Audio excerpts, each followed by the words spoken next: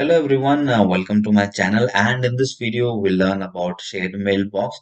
So we'll see what is a shared mailbox, how we can create a shared mailbox and how we can use it. So first of all, let's understand what is a shared mailbox. So let's take an example. There is one company who is selling product to other organizational partners and customers. So whenever there is a query comes in, so they must need a mailbox, a very common mailbox actually. So the customers can send their queries in and the company can reply them back. So it's very important that the company should reply them from a company mailbox, not the company's employee mailbox. So that is where shared mailbox comes in. It provides a very great collaboration feature wherein the company admins or the company authorized person can send the emails from the shared mailbox or the company mailbox to the users. So the users will see that the email is being shared by the company's mailbox, not the individual user. So that is the main benefit of having a shared mailbox. Okay. Now let's see how we can create it. So let's jump into the Exchange Admin Center. So this is my Exchange Admin Center. I am into the mailboxes. Okay. Now I have here add a option, add a shared mailbox. Okay. Add a shared mailbox. I have clicked on it and it will ask me to give a display name. So we are giving a display name as support. Okay. And the email address will be support at my domain, which is 5062 into it. And it could be anything. It could be infra or it could be sales.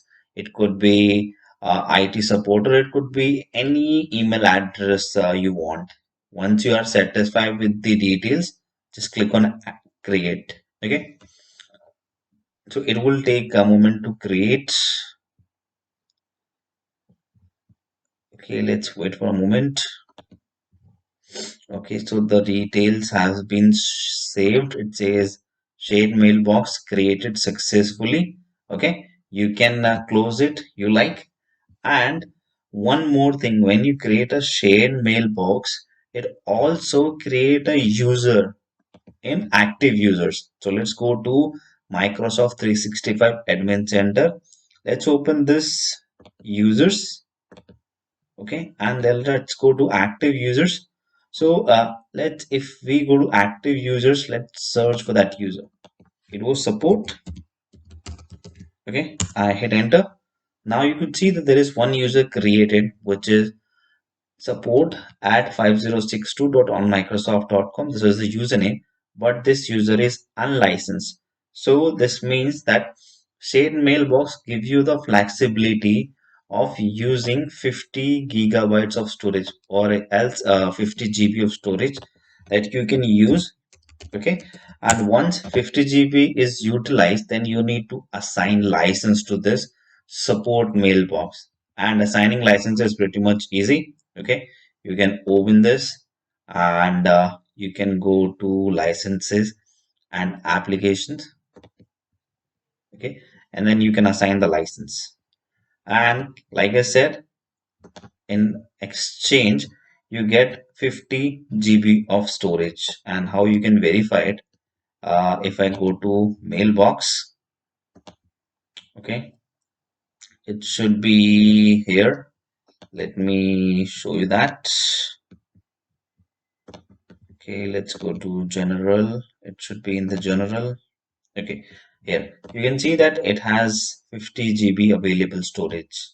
Once it is used, you can go ahead and assign a license. Now, the next thing is the mailbox is created, the user is there. So the very important thing is that once you have this user created, it's very important that you block the sign in, because there could be another person or another admin could utilize this support login, okay, the support user login, and can log into the mailbox, which we just do not want. We want that this email address should be intact, okay, and this mailbox should be intact so that no one could utilize it unauthorized or unauthorized access. Okay, so you can just lock the sign in. Okay, so within some time, if any person has logged in with this user, they will be logged out automatically. Okay, and then we won't be able to log in again. So this is very important that you block the sign in after creating the support or any shared mailbox. Okay, now let's get back to Exchange Admin Center. The main thing is the mailbox is created, but how to use it. So in order to use the shared mailbox, the user will need send as and full access permission on the shared mailbox. Okay, then the user will be able to use the shared mailbox. So let's give a user both the permissions. I'll click on this user, Elena Sheffield. I'll give this user a send as permission, and then I will add the same user on read and manage. It means that full access permission. So I'm just giving this user full access permission on this shared mailbox. Okay, sorry.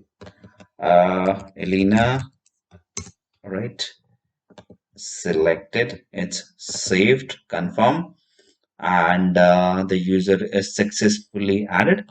I'll just copy the email address of this mailbox, and I have this user already opened up in a different browser, which is in private browser. Okay, this is my user, Elena Shepherd. Okay, let me just show you once more. I have just click on this account manager. Okay, this is my account, and in order to open the shared Outlook, shared mailbox, I'll click on open another mailbox and paste the shared mailbox address and click on open. So it should open the mailbox now.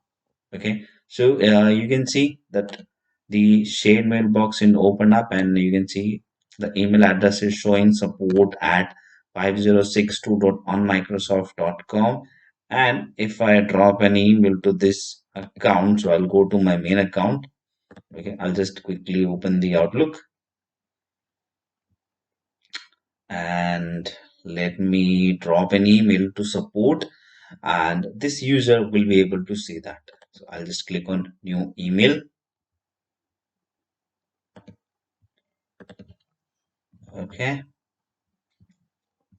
just waiting for that new email to show up, and it will be support,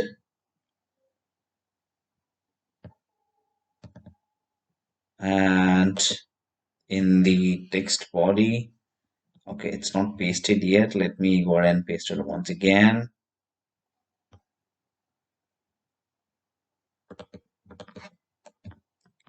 All right, it's support.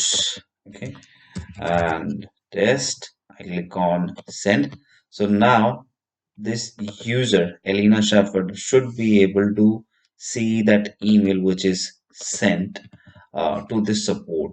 Okay, it should be here any moment. So you see that email was sent to support, but this user is receiving the email, and now I can just reply back on this mailbox. Okay, test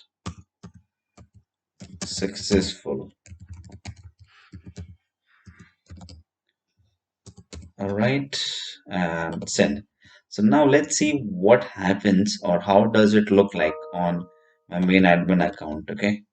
All right. Now you can see that the mail actually was sent by Alina, but here it says that it is shared or sent by the support. Okay.